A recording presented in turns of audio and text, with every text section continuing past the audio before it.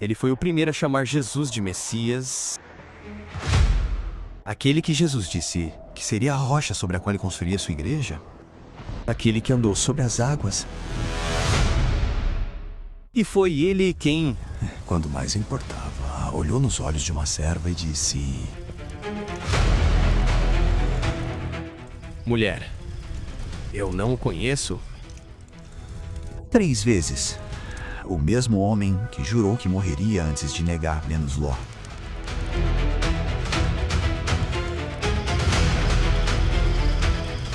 Esta é a história real de Simão Pedro, um pescador de Cafarnaum que se tornou o mais proeminente dos discípulos de Jesus.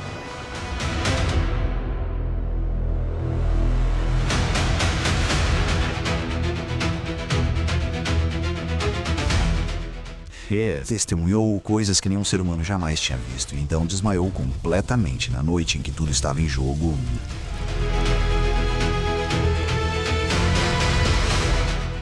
Mas não é aí que a história termina. Porque o mesmo homem que negou Jesus 3 vezes foi encontrado 3 dias depois, na mesma água onde tudo começou, ao lado de uma fogueira ao amanhecer. E o que Jesus disse a ele ali desfaria tudo que aquele pátio escuro havia feito.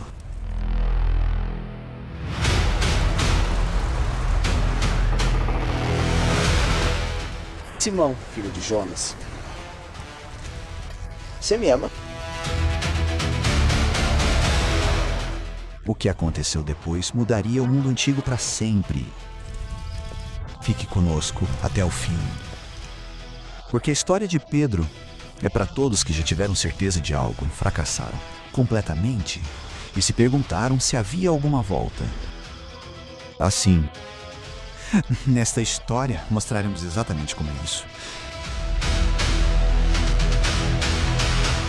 Agora, vamos começar. Cafarnaum era uma pequena vila de pescadores na costa noroeste do Mar da Galileia. Era lá que Simão vivia e trabalhava. Certa manhã, depois de uma noite infrutífera na água, um professor subiu em seu barco e pediu que ele se afastasse um pouco da costa. A multidão reunida na margem ouvia enquanto ele ensinava da água. Quando terminou, ele disse a Simão para ir para águas mais profundas e lançar as redes. Mestre, trabalhamos duro a noite toda e não pegamos nada. Mas, como você disse, lançarei as redes. As redes encheram-se tanto que começaram a rasgar. Os 2 barcos foram carregados até começarem a afundar. Simão caiu de joelhos no barco, não de excitação, mas de terror. Ele estava na presença de alguém que agia além dos limites do que era possível. Afasta-te de mim, Senhor. Sou um homem pecador. Ele não estava sendo humilde, ele estava sendo honesto. Não tenha medo. De agora em diante, você pescará pessoas. Simão puxou seu barco para a praia, deixou tudo para trás e o seguiu. Meses se passaram. Simão viajou com Jesus por cidades e vilarejos, observando-o curar os doentes e expulsar demônios e ensinar com uma autoridade diferente de tudo que ele já tinha ouvido. Então, uma noite, Jesus enviou os discípulos adiante de barco pelo Mar da Galileia enquanto ele subia a montanha sozinho para orar. Quando chegaram ao meio do lago, o vento estava contra eles e as ondas batiam contra as bordas. Então, no meio da noite, eles viram uma figura caminhando em sua direção sobre as águas. Gritaram de medo, convencidos de que era um fantasma. Tenham coragem. Sou eu. Não tenham medo. Todos os discípulos naquele barco viram essas palavras. Apenas um deles pulou para a murada. Senhor, se és tu, manda-me ir até ti por cima das águas, Senhor. Jesus disse: vem. E Simão caminhou sobre as águas em sua direção. Então sentiu o vento soprar sobre as ondas e começou a afundar. Senhor, Jesus estendeu a mão e o segurou imediatamente. Homem de pouca fé. Por que você duvidou? Simão havia feito o que nenhum outro discípulo tentou. Ele saiu do barco. Mas no momento em que sua atenção se desviou de Jesus para a tempestade, ao seu redor tudo cedeu sob seus pés. Bastante coragem para avançar, muita fragilidade para sucumbir. Esse foi Simão em uma única cena. E não seria a última vez que esse Padrão se repetiria. No primeiro encontro deles, Jesus olhou para Simão e disse que ele seria chamado de Rocha. Mas foi só mais tarde que o peso Total dessas palavras ficou claro. Naquela cultura, um nome carregava todo o peso da identidade e do destino de uma pessoa. Jesus estava declarando quem Pedro seria.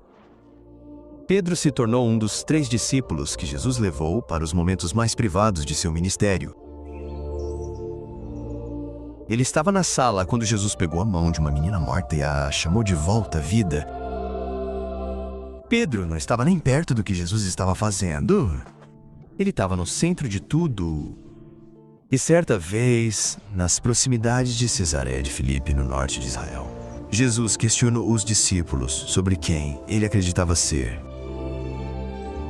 Pedro respondeu antes de qualquer outra pessoa: Tu és o Messias, o Filho do Deus vivo. As palavras de Pedro foram superiores ao que ele raciocinou sozinho. Deus havia colocado esse entendimento diretamente nele e Jesus sabia disso. Bem-aventurado és tu, Simão. Isto não te foi revelado por carne e sangue, mas por meu Pai, que está nos céus.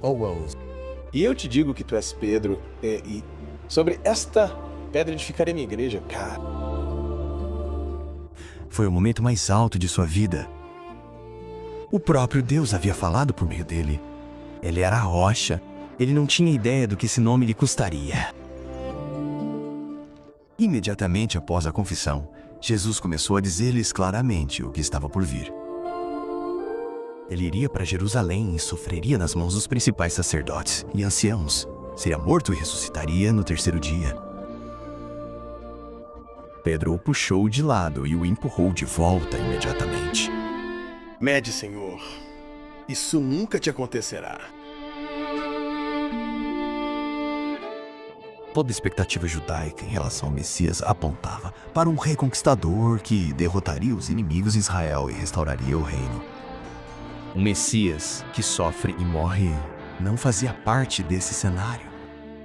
Pedro estava tentando proteger alguém que amava, Com base no que achava que sabia.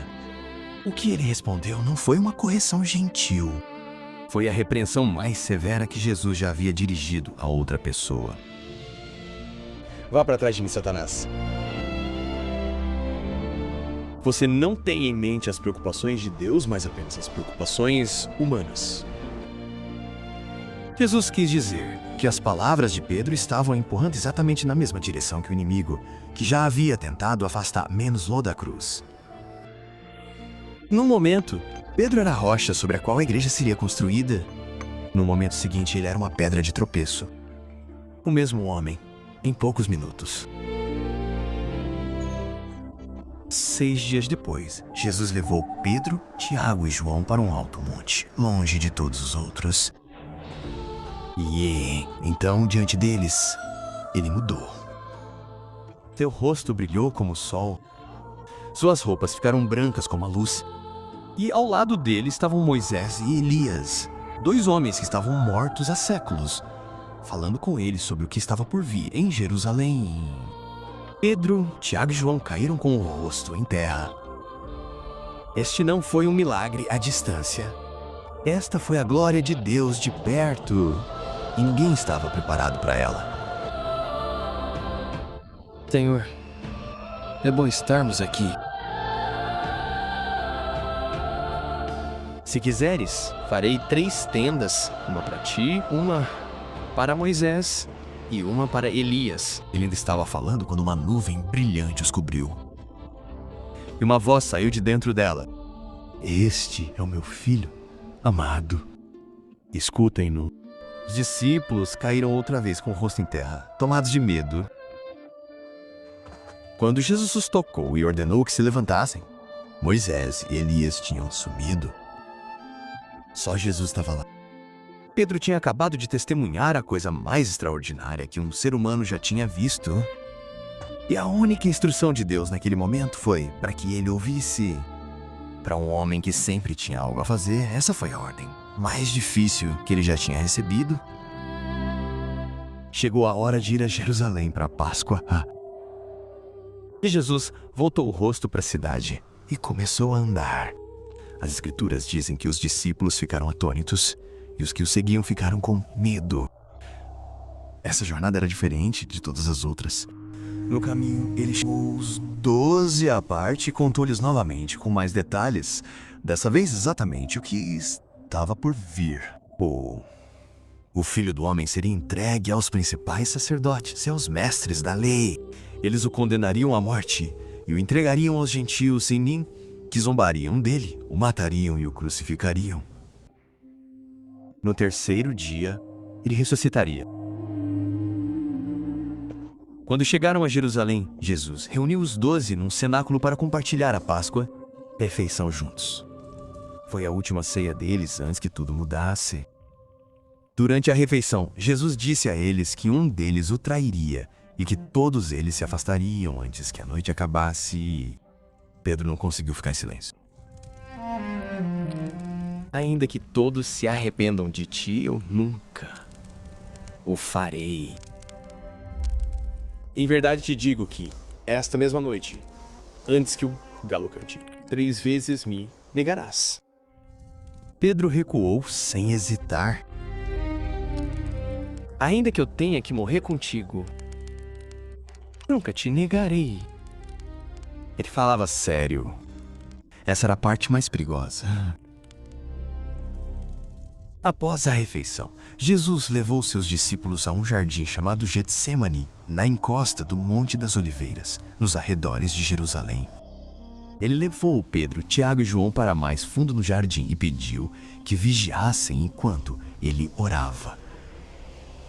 Minha alma está profundamente triste, até a morte. Fiquem aqui e vigiem comigo. Avançou um pouco mais para dentro da escuridão. Prostrou-se com o rosto em terra e orou. Meu Pai, se for possível, passe de mim este cálice. Contudo, não seja feita a minha vontade, mas a tua. Meu Pai, esse cálice não pode passar de mim sem que eu beba, seja feita a tua vontade. 3 vezes ele voltou e encontrou Pedro, Tiago e João dormindo. 3 vezes ele voltou ao chão. Quando finalmente se levantou, não estava resignado. Ele estava pronto. Então as tochas apareceram por entre as árvores. Judas chegou liderando uma multidão armada com espadas e porretes enviadas pelos principais sacerdotes e anciãos. Ele caminhou direto até Jesus e o cumprimentou com um beijo. Naquela cultura, um beijo era um sinal de honra e afeição. Judas o usou como um sinal para identificar qual homem os soldados deveriam prender. Pedro não correu. Ele puxou uma espada e a brandiu contra o servo do sumo sacerdote, cortando-lhe a orelha. Impulsivo, feroz e completamente errado para o momento. Guarde sua espada. Poderia acaso deixar de beber o cálice que o Pai me destinou? Jesus não estava pedindo para ser salvo.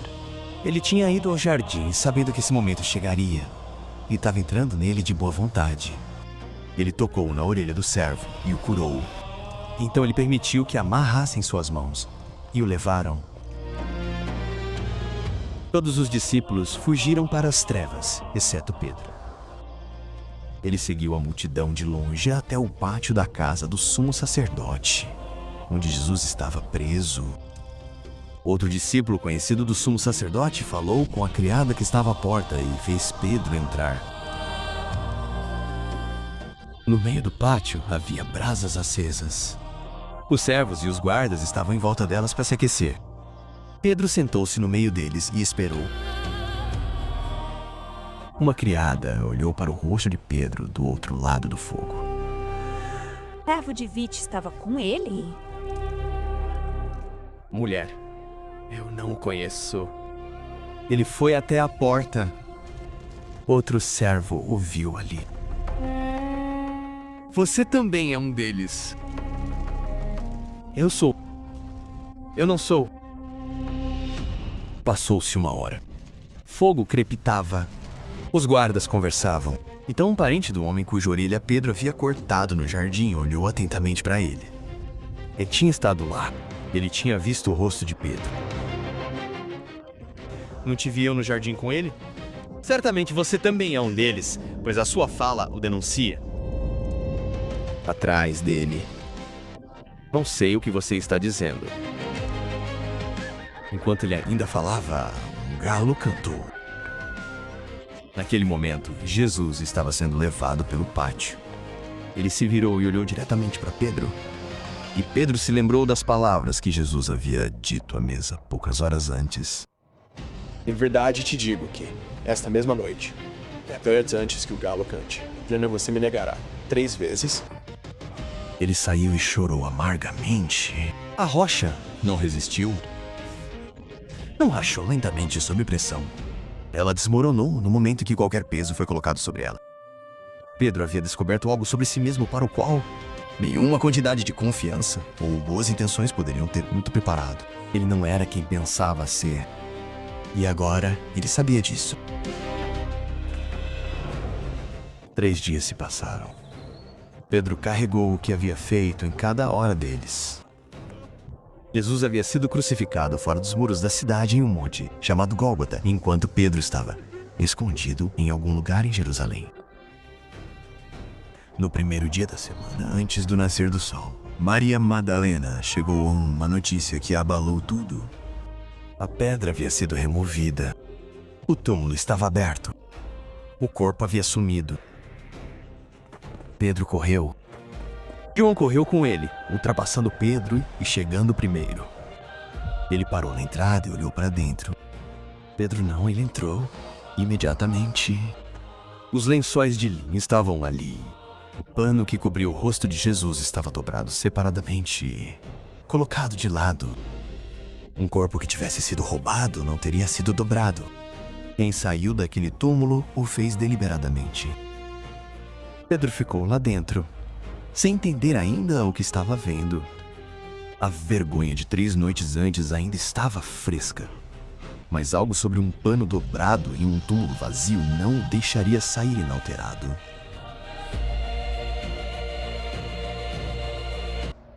Pedro voltou para a água que conhecia. Ele disse aos outros que iria pescar. 6 deles foram com ele. Pescaram a noite toda e não pegaram nada.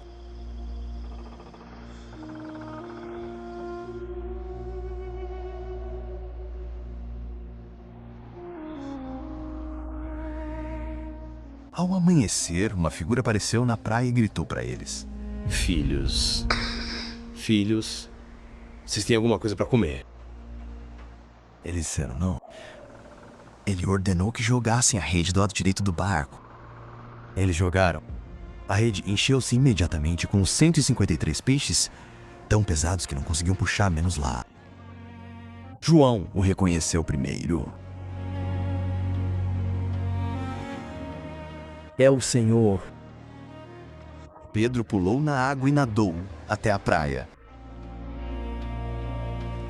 Quando todos desembarcaram, havia brasas acesas com peixes em cima e pão ao lado.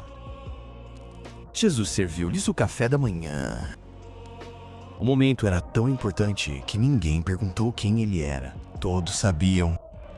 Quando o café da manhã terminou, Jesus se voltou para Pedro e perguntou se ele o amava.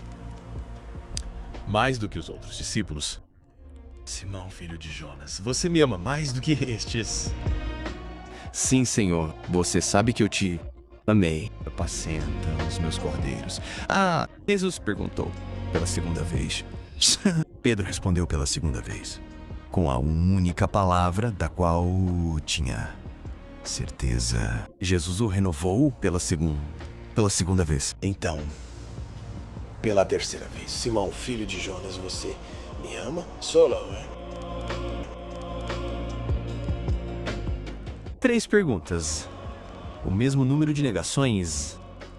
Pedro entendeu exatamente o que Jesus estava fazendo e isso o deixou perplexo. Senhor, tu sabes todas as coisas. Tu sabes que eu te amo.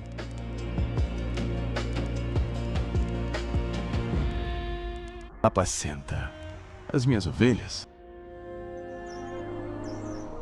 50 dias depois da Páscoa, os discípulos estavam reunidos em Jerusalém quando o som de um vento impetuoso encheu a casa. O que parecia pequenas chamas em forma de línguas de fogo apareceu e pousou sobre cada um deles.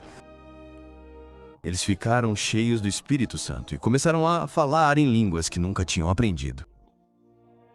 Do lado de fora, peregrinos judeus que tinham viajado para Jerusalém de todas as nações os ouviram falando em sua própria língua nativa. As pessoas pararam nas ruas. Alguns ficaram perplexos, outros zombaram. Pedro se levantou e disse-lhes claramente: o homem que eles tinham crucificado era o Messias que eles estavam esperando, e Deus o havia ressuscitado dos mortos. Para uma multidão que se reuniu para celebrar uma festa religiosa, não havia coisa mais pesada que pudessem ouvir. Homens e irmãos, que faremos Arrependam-se e cada um de vocês seja batizado em nome de Jesus Cristo para a remissão dos pecados. E receberão o dom do Espírito Santo. E receberão do Espírito Santo. 3.000 pessoas foram batizadas naquele dia. Um homem que era paralítico de nascença estava sentado todos os dias à porta do templo mendicando. Certo dia, Pedro e João passaram por aquela porta e o curaram. Ele entrou no templo saltando e louvando a Deus. Os sacerdotes e o capitão da guarda do templo prenderam Pedro e João e os levaram à presença do mesmo sinédrio que havia condenado Jesus. Eles perguntaram com que poder ou em nome de quem eles tinham feito isso. Pedro lhes disse claramente: era em nome de Jesus Cristo, o Nazareno, aquele que eles crucificaram e Deus ressuscitou dos mortos. O conselho notou que Pedro e João eram homens comuns e sem instrução, e ficaram atônitos. Ordenaram-lhes que não falassem nem ensinassem mais em nome de Jesus. Julgai, pois, se é justo diante de Deus ouvir mais a voz do que a Deus. Julgai, pois não podemos deixar de falar das coisas que vimos e ouvimos. O homem que 3 vezes disse que não conhecia Jesus, agora não conseguia parar de dizer seu nome. A rocha não se reconstruiu. Ela foi reconstruída por aquele que nunca deixou de acreditar que ela estava ali. E assim termina a história de Pedro, o homem que foi chamado de rocha, desmoronou como uma e foi reconstruído pelo único que podia. Com Pedro, aprendemos que confiança não é o mesmo que caráter. Ele não estava mentindo quando disse que morreria antes de negar Jesus. Ele falava sério, mas boas intenções não testadas pela pressão são apenas sentimentos. Pedro descobriu quem ele realmente era em um pátio, perto de uma fogueira no meio da noite. Não na água, não no topo das montanhas. O mesmo é verdade para nós. Raramente descobrimos do que somos feitos em nossos melhores momentos. Também aprendemos que o fracasso não o desqualifica de seu propósito. Pedro negou Jesus 3 vezes e continuou pregando para milhares, curando os doentes e plantando a igreja. E remodelaria o mundo antigo. Deus não o substituiu, restaurou-o. Pergunta, na praia, junto ao fogo, ao nascer do sol. 3 negações respondidas por 3 recomissionamentos. Isso não é uma coincidência. Isso é misericórdia com intenção. Com Jesus, aprendemos que ele não espera que a pessoa quebrada volte. Pedro não procurou Jesus naquela praia. Jesus já estava lá. A restauração nesta história não é algo que Pedro conquistou por se sentir mal por tempo suficiente. Foi algo que Jesus iniciou antes mesmo de Pedro saber como pedir. Mas vale a pena refletir sobre isso se você já acreditou que precisava se recompor antes que Deus tivesse algo a ver com você. Também aprendemos que a restauração não é um rebaixamento. Jesus não deu a Pedro um papel menor após a negação. Ele deu a ele o mesmo. Apacenta os meus cordeiros, cuida das minhas ovelhas. O fracasso não foi o fim da tarefa, foi parte do caminho em direção a ela. Pedro não poderia ter se levantado no Pentecostes e dito a 3.000 pessoas que há perdão em nome de Jesus.